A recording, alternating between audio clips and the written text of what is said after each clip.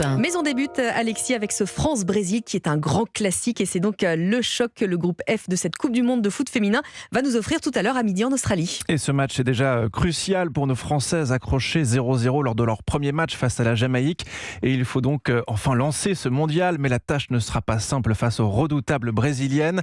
Coup d'envoi à midi heure française à Brisbane, avec une incertitude concernant la participation de la défenseur et capitaine Wendy Renard, blessée au mollet gauche.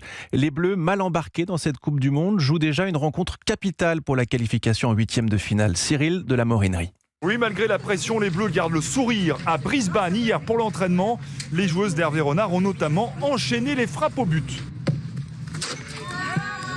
Dans l'espoir enfin de marquer dans ce mondial, car après le décevant match nul 0-0 face à la Jamaïque, les Françaises n'ont pratiquement plus le droit à l'erreur. Une défaite face au Brésil, et c'est le scénario du pire qui pourrait arriver. Une élimination dès les phases de groupe, ce qui n'est jamais arrivé aux Bleus depuis 20 ans.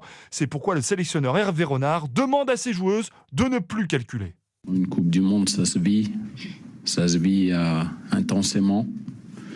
C'est des moments inoubliables, c'est des moments qui peuvent être fantastiques.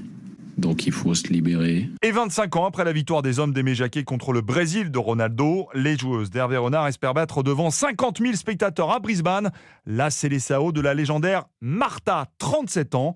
Bref, comme dit la joueuse française Eugénie Le Sommer, on compte sur vous. Allez les Bleus. France-Brésil, ce sera diffusé en clair ce samedi sur France 2.